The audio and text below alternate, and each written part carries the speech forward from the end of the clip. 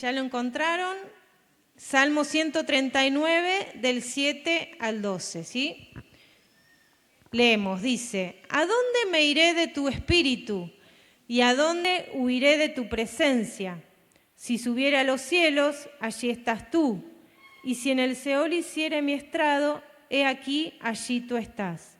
Si tomare las alas del alba y habitare en el extremo del mar, aún allí me guiará tu mano y me asirá tu diestra.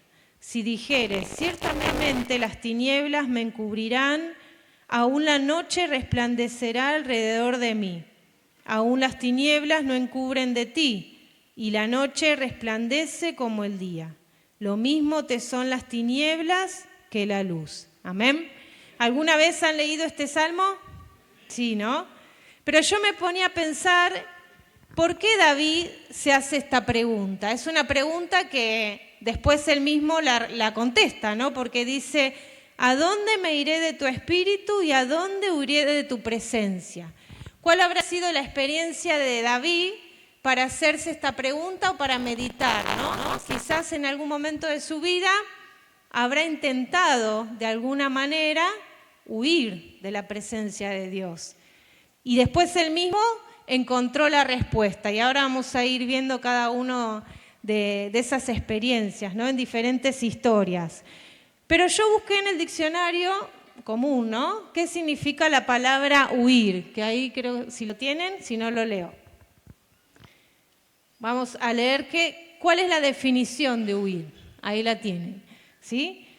Huir significa alejarse deprisa por miedo o por otro motivo de alguna persona, de un animal, de una cosa, a veces puede ser de alguna situación, para evitar un daño, disgusto o molestia, apartarse de algo malo o perjudicial, ¿sí?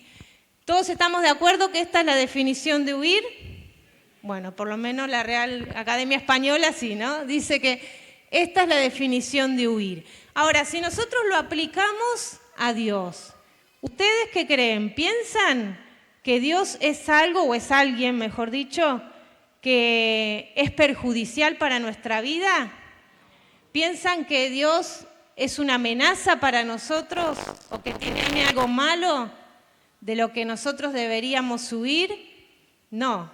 O sea, toda nuestra respuesta creo que no encontraríamos a nadie que nos diga sí, tenemos que huir, ¿no?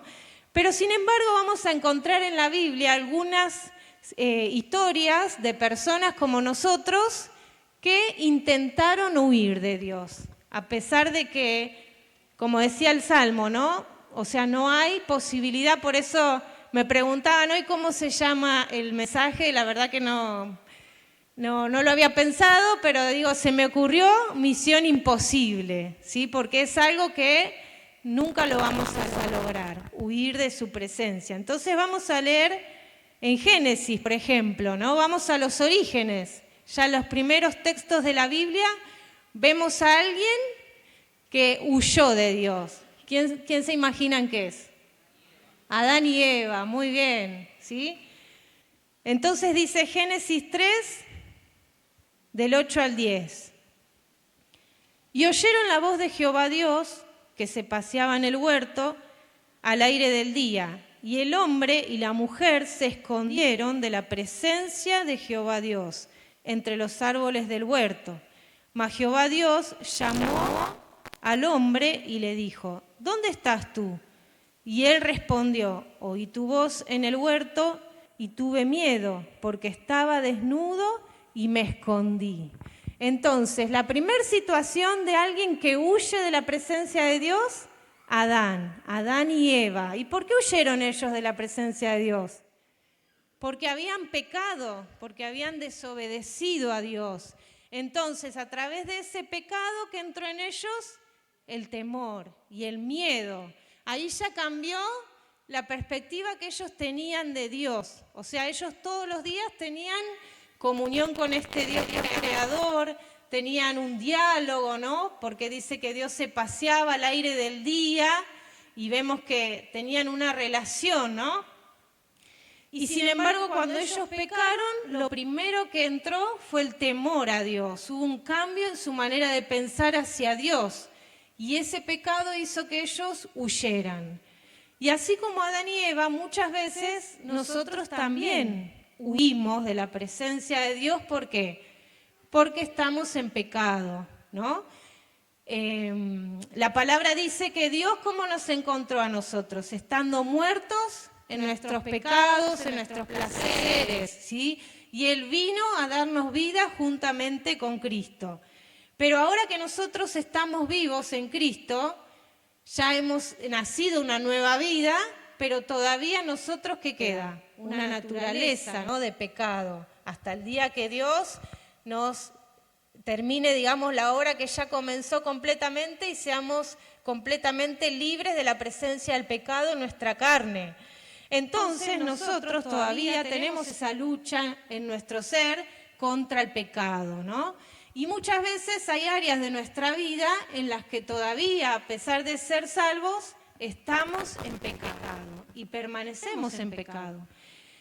Aunque a veces no sea de práctica, ¿no?, pero dejamos tener pensamientos, dejamos tener actitudes, bueno, emociones, y a veces sí practicamos algún pecado o algo que todavía eso nos está dominando, ¿sí? No significa que no seamos hijos de Dios, pero esa área todavía está ahí en lucha con el Espíritu Santo. ¿Y qué pasa cuando nosotros, esa área está ahí en tinieblas? Nos cuesta acercarnos a Dios o no queremos venir a Dios. ¿Por qué? Porque la palabra dice, ¿no?, que los que pecan aman más las tinieblas que la luz. ¿Por qué? Para que sus obras no sean manifiestas. Entonces, si nosotros sabemos que estamos haciendo algo que a Dios no le agrada, nuestra tendencia, ¿cuál es? Alejarnos, ¿no? Y eso es lo que hace Satanás, quiere alejarnos de Dios. Y en realidad la palabra que nos enseña que cuando nosotros pecamos, ¿qué tenemos que hacer? Confesar, arrepentirnos, muy bien, ¿no? Confesar nuestros pecados y acercarnos a Dios, porque Él es fiel y justo para perdonarnos. Entonces, tenemos que abrazar esa verdad para seguir permaneciendo en su presencia, ¿no? El pecado va a ser una lucha constante hasta el día que nosotros partamos con el Señor. Pero es nuestra decisión, ¿no? Si cada vez que pecamos, ya sabemos que caímos, ¿qué hacemos? ¿Huimos de Dios o nos vamos a acercar a Él para buscar el remedio que Él tiene para nosotros, ¿no? Fíjense en que en Génesis, ¿qué pasó? Adán y Eva se escondieron atrás de los árboles, ¿y quién salió a buscarlo? Dios. Y Dios ya sabía que ellos habían desobedecido, pero dice que salió, ¿no?, al aire de la mañana, como todos los días, y les hizo una pregunta. Primero Adán le dijo, Adán, ¿dónde estás? ¿No? Como cabeza, como responsable ahí del mandato que Dios le había dado, le dijo, ¿dónde estás, Adán? Y ahí Adán tuvo la oportunidad de volver a acercarse a Dios, ¿sí? ¿Cómo habrá sido ese tono de la pregunta de Dios? Seguramente para que Adán pudiera abrir su corazón y ser sincero con Dios, ¿no? Y decirle, Señor o Padre, no sé cómo sería su relación ahí, ¿no? Pero le dice, Dios, yo desobedecí y tuve miedo, ¿no? Me encontré desnudo, vio su vergüenza, vio su desnudez. Pero sin embargo, con esa pregunta Dios lo llamó a la reflexión, ¿no? Dios lo llamó a reconocer su pecado. Y así es Dios con nosotros hoy, porque Dios no cambia. Entonces, si nosotros estamos viviendo en alguna área de nuestra vida todavía no rendida a Dios o en pecado, Dios nos pregunta hoy, ¿no? ¿Dónde estás? ¿Dónde estás parado, no? ¿Estás lejos de mí o estás cerca? Entonces, la palabra nos enseña esto, ¿no? Que Dios, a pesar de que estemos muchas veces en pecado, Él sale a buscarnos, ¿no? Me imagino esa oveja perdida que el pastor salió a buscar, una oveja perdida, no sé cuánto tiempo habrá estado perdida, pero se habrá metido por todos lados. No sé si vieron alguna vez alguna oveja sucia que se le meten todas las cosas entre la lana. Bueno, se habrá embarrado, habrá estado, pero terriblemente esa oveja. Y sin embargo el pastor la levantó. Y eso implica que él mismo se haya ensuciado, ¿sí? Para rescatar a esa oveja que estaba perdida, que se había alejado, ¿sí? Y la palabra nos dice, ¿no? Que Jesús por nosotros, ¿qué se hizo? Se hizo pecado, ¿no? Él cargó la maldición por nosotros. Entonces, si Él vino a de alguna manera, entre comillas, ¿no? Ensuciarse, porque Él no tiene pecado, pero Él se hizo pecado, dice la palabra, cargó con el castigo de nuestras maldades para poder rescatarnos. ¿Cuánto más ahora que somos hijos de Dios, Dios nos va a venir a buscar? ¿Cuánto más ahora que somos hijos, no va a ir hasta ahí, hasta ese barro o suciedad donde nosotros estamos, para decirnos, hijo, volvé a mi presencia, ¿no? Así que esta es una de las causas por las que el hombre o la mujer huye, el pecado. Y en eso tenemos que ser sabios, ¿sí? Porque lo primero que Satanás quiere es que nosotros nos alejemos por la culpa, ¿sí? Y tenemos que sentir culpa por el pecado, obviamente, pero nos tiene que llevar a un arrepentimiento y volver a los brazos del Padre, ¿sí? No alejarnos de su presencia. Otro pasaje, otra historia que nos enseña, es la historia de Jonás, ¿sí? Jonás 1, del 1 al 4, vamos a leer. No sé si lo están pasando ahí, si no, bueno, yo se los leo. Jonás 1, del 1 al 4. Dice, la palabra del Señor vino a Jonás, hijo de Amitai. Levántate, ve a Nínive, la gran ciudad, y proclama contra ella porque su maldad ha subido hasta mí. Jonás se levantó, pero para huir a Tarsis, lejos de la presencia del Señor. Y descendiendo a Jope, encontró un barco que iba a Tarsis, pagó el pasaje y entró en él para ir con ellos a Tarsis, lejos de la presencia del Señor, lo vuelve a recalcar. Pero el Señor desató sobre el mar un fuerte viento, y hubo una tempestad tan grande en el mar que el barco estuvo a punto de romperse. Hay unos versículos más adelante, en el 17 dice, y el Señor dispuso un gran pez que tragase a Jonás, y Jonás estuvo en el vientre del pez 3 días y 3 noches. Bueno, ¿conocían la historia de Jonás? Los que vienen a la escuelita por ahí la conocen, están aprendiendo una canción nueva, ¿no? Este Jonás, ¿qué era Jonás? ¿Alguien sabe qué era? Era un profeta, ¿no? Jonás era un profeta y Dios lo había levantado para llevar el mensaje, en este caso, a la ciudad de Nínive, ¿sí? Que eran asirios. Pero ¿qué pasa? No era muy lindo el mensaje que Jonás tenía que dar, porque era un mensaje de arrepentimiento, ¿no? De que si esta ciudad no se arrepentía, iba a venir un juicio de parte de Dios. Y no sabemos cuál es por ahí la intención o el pensamiento de Jonás, ¿no? Porque él quizás estaba acostumbrado a predicarle o a hablarle al pueblo de Israel, pero en este caso Dios lo llama a otro pueblo, ¿sí? A otra ciudad, Nínive, pero él dice que él se levanta y en vez de hacer lo que Dios le pide, ¿qué hace? Huye. Así dice literalmente la traducción, ¿no? Que él huye a Tarsis, lejos. Y ahí estuve investigando un poco cuánta distancia había entre Nínive y Tarsis. No sé si alguno sabe, ¿no? Pero, ¿cómo? Muy bien, Matías, 4.000 kilómetros. 4.000 kilómetros había, desde Tarsis hasta Nínive. O sea, Jonás se ocupó de ir al lugar conocido en ese momento, porque el lugar que conocían en ese momento, ¿cuál era? Parte de Europa, Asia, ¿sí? Todavía no se conocía América. Entonces, dijo, bueno, ¿cuál es el lugar más lejos que existe de Nínive? Tarsis, ¿no? Sí, estoy diciendo bien, sí, Tarsis, 4.000 kilómetros. Agarró todo lo que tenía, la plata, la juntó, pagó el pasaje y se fue a la otra punta del mundo conocido para alejarse de Dios, ¿no? Nosotros más o menos, si lo comparamos hoy, sería como más de un viaje. Si recorreríamos toda la Argentina de punta a punta, sería más todavía, lejos. Sería como de Tierra del Fuego a mitad de Bolivia, más o menos. Para que se den una idea de la distancia, ¿no?, que hizo Jonás para huir de la presencia de Dios.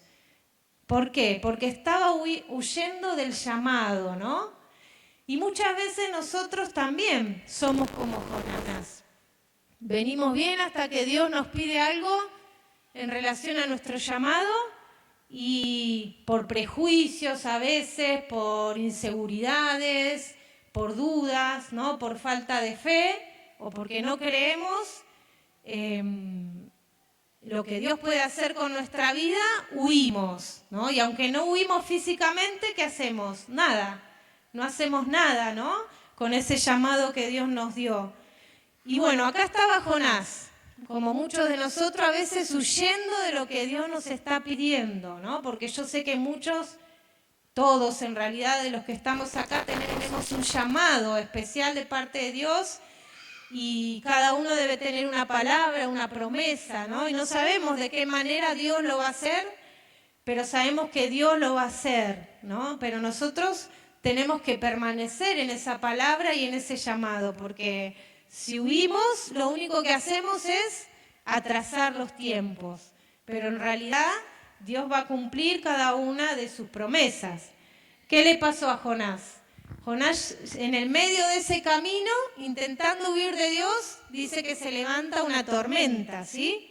Bueno, después ustedes terminen de leer toda la historia, se levanta una tormenta, obviamente permitida por Dios, ¿sí? Y Jonás es lanzado al mar. Y como leíamos ahí en el texto, en el versículo 17, Dios que preparó un gran pez, ¿no? Muchas veces por ahí pensamos que el pez era parte de algún juicio, ¿no? Bueno, Dios lo hizo que se lo tragase un pez para que aprendiera. Y en realidad dice que Dios preparó ese pez.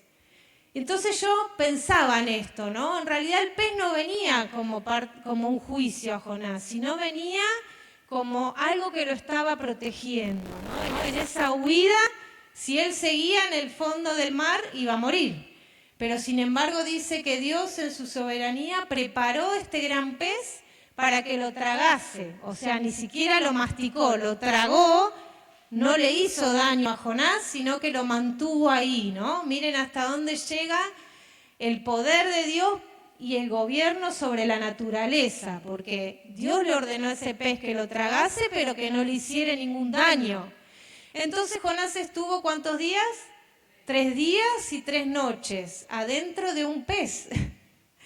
No, quizás nuestra cabeza no lo puede imaginar, ¿no? Si lo vemos por ahí en alguna película, bueno, un poco lo entenderíamos, pero ¿qué comió esos 3 días? No sabemos.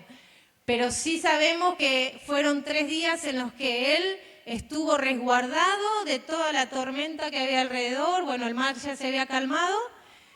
Y desde ahí, desde lo profundo del mar, ¿qué hizo Jonás?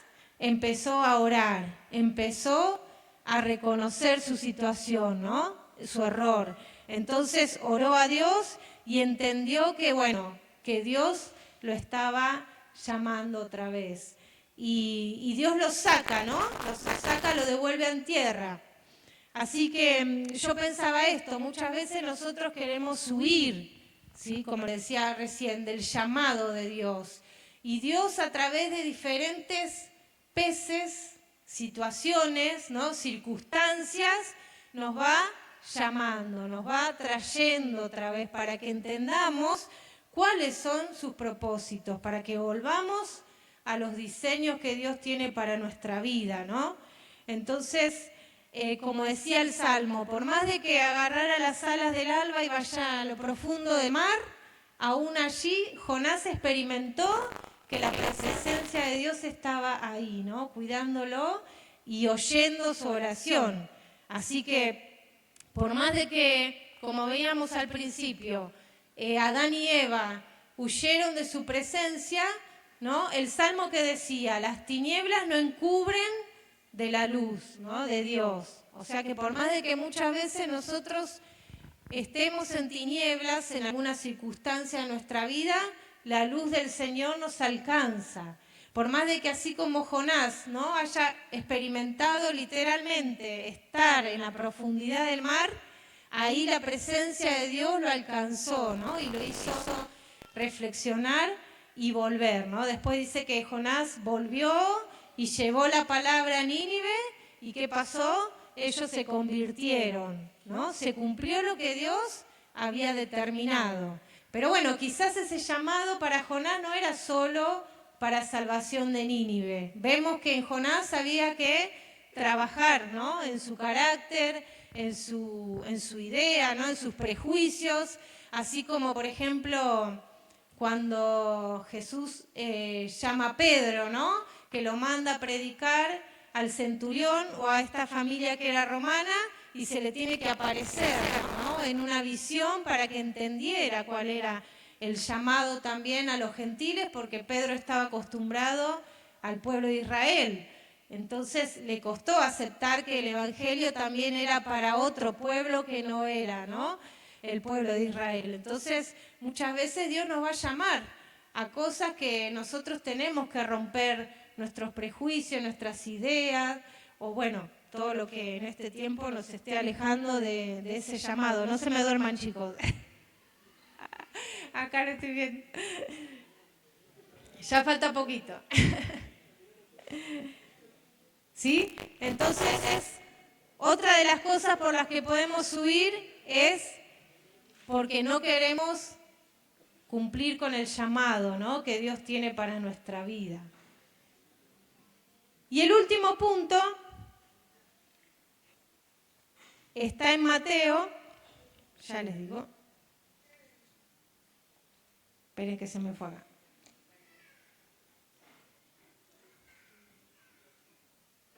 Mateo 26:56. Este es un poco más contemporáneo que para nosotros, ¿no? Mateo 26:56. Dice, mas todo esto sucede para que se cumplan las escrituras de los profetas. Entonces todos los discípulos, dejándole, ¿qué hicieron? Huyeron. ¿Sí? Jesús estaba declarando estas palabras cuando fueron a buscarlo y lo arrestaron. O sea, ya estaba profetizado que el arresto de Jesús, que iba a ser arrestado y de qué manera. Pero después de que ocurrió ese arresto, ¿qué pasó con los discípulos, con los amigos de Jesús, con los que él había elegido, con los que estuvo 24/7 por 3 años? ¿Qué pasó con ellos? Huyeron, dice, lo abandonaron y huyeron. ¿Y por qué? Porque ellos también tenían temor de perder sus vidas, ¿no? Entonces yo pensaba muchas veces, nosotros somos como esos discípulos que huyen ante la amenaza de perder nuestra vida. En este caso, bueno, nosotros quizás hoy no estamos en un país que seamos perseguidos, ¿no? Hoy me contaban que Corea del Norte es el primer país en el ranking, digamos, si hacemos un ranking de los países donde hay más persecución de cristianos, es Corea del Norte, ¿sí? Pero sin embargo es el país donde más obreros hay en este tiempo y donde más se están esforzando por llevar la palabra y se están preparando. Esos hermanos en la fe sí corren riesgo de vida, así como podríamos nombrar por ahí otros países, ¿no? Donde a la vez que ellos mueren por la fe, hay manifestaciones espirituales muy grandes de parte de Dios, ¿no? Y testimonios. Pero, como les decía yo, por ahí hoy nosotros no vamos a huir de esa manera. Pero muchas veces huimos de la presencia de Dios porque tememos abandonar cosas personales, ¿no? Cosas nuestras. Entonces muchas veces huimos porque no queremos responsabilidades, huimos porque no queremos compromisos, huimos porque, bueno, en este tiempo decido yo poner mi vida, que está bien, no está mal, en primer lugar, ¿sí? Pero en realidad la Biblia nos enseña otra cosa. Pablo muchas veces decía, ¿no? Sufre penalidades como buen soldado de Jesucristo, ¿no? Y el Señor Jesús muchas veces, en muchos pasajes, dejó escrito de que vamos a pasar pruebas por causa de su nombre, ¿no? Por causa de la fe vamos a pasar tribulaciones, vamos a pasar situaciones muchas veces difíciles. Hay un texto también que habla, ¿no? de que el Señor dice, ¿no? Aquel que pierda su vida por causa de mí, la hallará, ¿sí? O sea que el Señor advierte que por la fe nosotros vamos a pasar dificultades. Entonces, no sé por qué muchas veces nos sorprendemos, ¿no? Por el fuego de la prueba, como también dice la palabra. Hay un montón de textos que podríamos nombrar que hablan de que hoy, por ser hijo de Dios, nosotros vamos a pasar, ¿no? Dificultades por la fe. Y es más, hay un texto que dice, no los voy a leer todos porque les digo, ¿no? Hay un montón de palabras que habla y que nosotros a través de tribulaciones es necesario que entremos al reino de los cielos. Entonces, si vos estás pasando dificultades por la fe, ¿a qué me refiero esto? En tu casa, por ahí, vos sos la única persona que cree, ¿no? En el Evangelio y tu otra casa y todo el resto de tu casa no. Muchas veces quizás estás pasando, ¿no? Tribulaciones por causa de la fe. O, bueno, contrariedades, todo lo que cada uno sabe que pasa, ¿no? O donde vos estás trabajando, o en la escuela, o en la calle. Muchas veces queremos huir de esas dificultades por causa de la fe, pero sin embargo, el Señor nos alienta a que son necesarias y que vamos a pasarlas. ¿Y qué dice la palabra? Bueno, los discípulos que hicieron, huyeron, cada uno se fue, ¿no?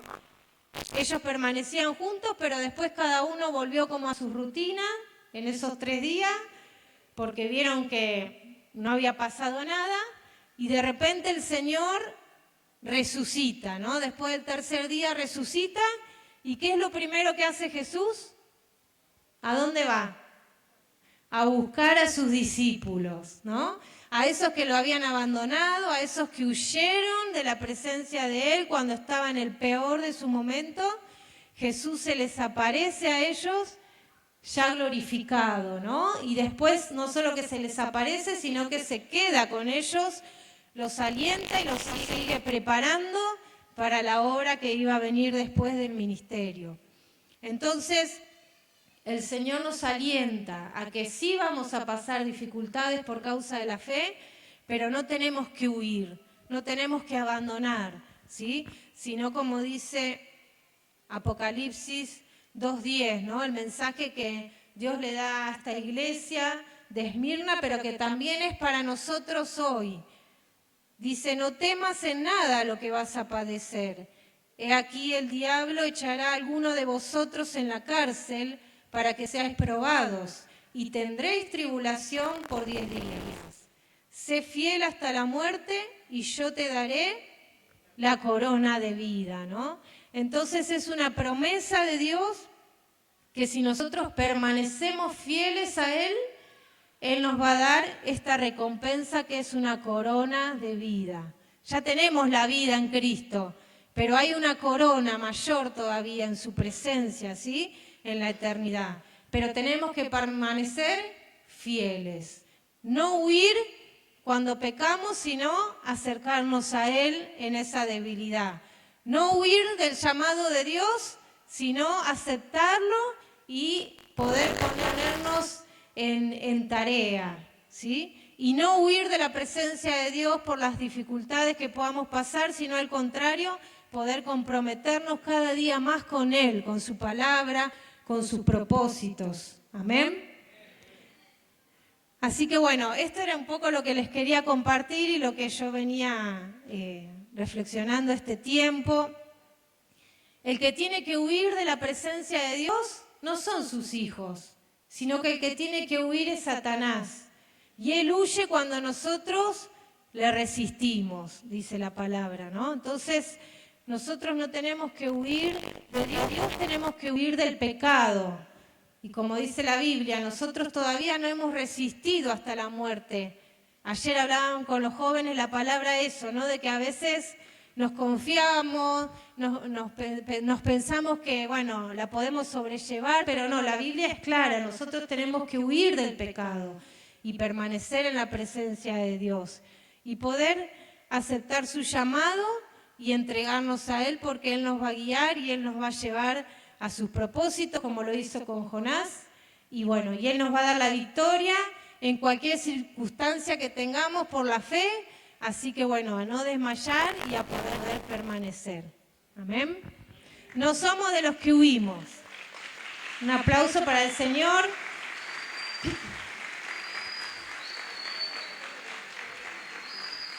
Porque Él viene con esta palabra para alentarnos, ¿sí? A que no huyamos más, sino que podamos comprometernos con Él en todo lo que Él tiene dispuesto para nuestra vida. Así que vamos a orar.